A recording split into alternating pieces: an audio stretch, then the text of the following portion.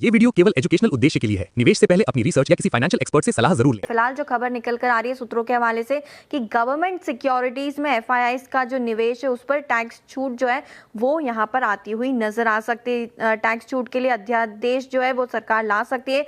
फैसला ये लागू हो सकता है और विदेशी निवेशकों के लिए ये बड़ी पॉजिटिव खबर मानी जा रही है। और इनफैक्ट विदेशी निवेशकों के लिए नहीं, हमारे बाजार के लिए, बैंक्स के लिए, एनबीएफसीज के लिए, इनके लिए भी ये काफी पॉजिटिव खबर हो सकती है अगर ये बदलाव यहाँ पर सरकार लेके आती है। तो सरकार का बॉन्ड मार्केट में निवेश बढ़ाने पर जोर लगातार बना हुआ है। बॉन्ड यील्ड और रुपए पर भी इसका असर नजर आएगा और टैक्स छूट से गवर्नमेंट सिक्योरिटीज में विदेशी निवेशक जो है वो और भी ज्यादा आने की संभावना यहाँ पर लगाई जा रही है। लेकिन कितना टैक्स देते हैं एफपीआई और एफआईआई, उस पर एक बार नजर डालते हैं।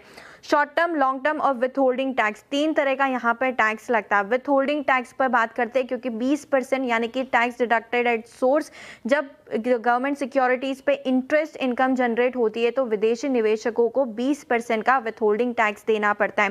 शॉर्ट टर्म का मतलब होता है जब आपके पास सिक्योरिटीज है और 12 महीने के अंदर ही आप उसे बेचते हैं तो आपको शॉर्ट टर्म सिक्योरिटी टैक्स देना पड़ता है और ये स्लैब रेट के अनुसार होता है। एफपीआई और एफआईआई की स्लैब रेट हमारे से ज़्यादा होती है, कई सारे सरचार्ज लगते हैं, 30 से 40% तक का यहाँ पर रेट लगता है। और लॉन्ग टर्म की बात करें, जो 12 महीने से ज़्यादा अपने पोर्टफोलियो में होल्ड करते हैं गवर्नमेंट सिक्योरिटीज़ को और उसके बाद बिकवाली करते तो उस पर करीबन 12.5% का बिना इंडेक्सेशन से फ्लैट टैक्स यहाँ पे लगता है।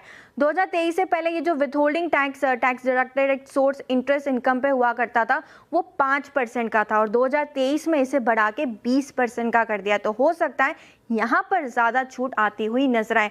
एक बार एफआईआई का एक्शन देखते हैं पिछले कुछ समय का। तो FY 21 से लेके 22 में देखें तो वहाँ से ही बिकवाली लगातार करते हुए नजर आ रहे। नेट इन्वेस्टमेंट यहाँ पे नेट आउटफ्लो 1,22,000 करोड़ के आसपास देखने को मिला था। FY 22-23 में भी 40,000 का माल बेच के ही गए थे एफआईआई। इनफैक्ट खाली फोमो हमने देखा जहाँ पे इन्फ्लो आते हुए दिखा 2023 और FY 23-24 में, लेकिन उसके बाद लगातार FY 24-25, FY 25-26 और अभी सिर्फ 2 महीने हुए और अब तक करीबन 1,30,000 का माल जो है यहाँ पे एफआईआई ने बेच दिया है सिर्फ 2 महीनों में। पिछले साल 1,50,000 था जो कि ऑलमोस्ट उस लेवल पर हम पहुंचते हुए नजर आ रहे। तो टैक्स की छूट लाना शायद अभी जरूरी है।